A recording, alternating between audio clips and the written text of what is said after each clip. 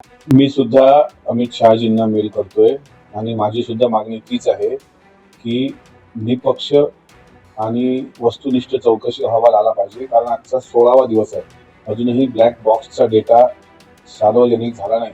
काही तासांपूर्वी माननीय केंद्रीय उड्डाण राज्यमंत्री मुरलीधर मोहोळ यांची पत्रकार परिषद मी सांगलीवरून बघितली. त्यांनी त्यात बोलताना सांगितलं की आम्ही लवकरच तो डेटा सार्वजनिक करू.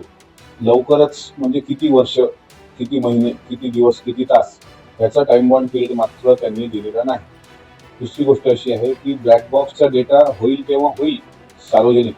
सीसीटीव्ही फुटेज तरी निदान आलं पाहिजे की देवगिरीवरून विमानतळ आणि विमानतळावरून विमानात बसण्यापर्यंत दादांच्या सोबत किती लोक होती, कोण कोण होती, एवढं जरी आम्हाला सीआयडी चौकशीत 15 दिवसाच्या आत मिळालं असतं तर समाधान भेटलं असतं. अद्यापही सीआयडी चौकशीचा पाहिजे तेवढा प्रभाव किंवा पाहिजे तेवढ्या प्रमाणात जे इनपुट भेटायला पाहिजे ते मिळत नाहीये.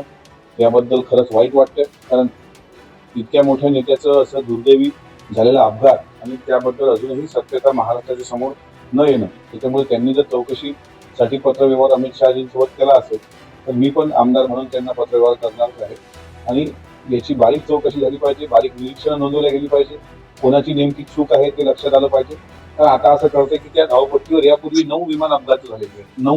9 वेळा इतकं विमान अपघात झाल्यानंतर आणि त्यांनी मुरलीधर मोहोळ साहेबांनी हे पण सांगितलं की ते खासगी एअर स्ट्रीप आहे, म्हणजे खासगी लोकांना दिलेली, त्याचा सरकारचा त्याच्याशी काही संबंध नाही.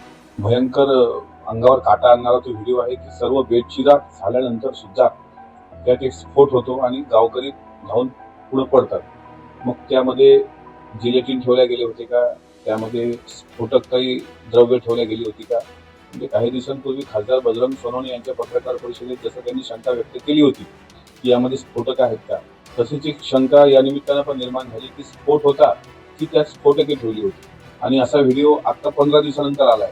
अनेक असे व्हिडिओ लोकांकडे असू शकतात आणि हळूहळू हे जर पुढे येत गेलं तर त्या मृत्यूचं गुण किती भयंकर असेल याची कल्पना करवत नाही. आणि जर त्या स्फोटक असतील, कारण मला जेवढी माहिती मिळते विमान धावपट्टीला स्पर्श करण्यापूर्वीच स्फोट झाले होते, म्हणजे स्पर्श केल्यानंतर जर स्फोट झाले असते, आदळल्यानंतर स्फोट झाले असते तर समजून गेलो असतो आपण विमान अपघात आहे. पण विमान टच होण्याच्या पूर्वी स्फोट झाले म्हणजे स्फोटके ठेवल्या गेली होती का, स्फोटके ठेवल्या गेली होती की स्फोट होता. आणि ज्या कोणा शहाण्या लोकांना वाटत असेल की हा अपघात आहे तर त्यांनी तसं सिद्ध करून दाखवावा की हा अपघातच आहे, म्हणजे आमच्या शंका दूर होती.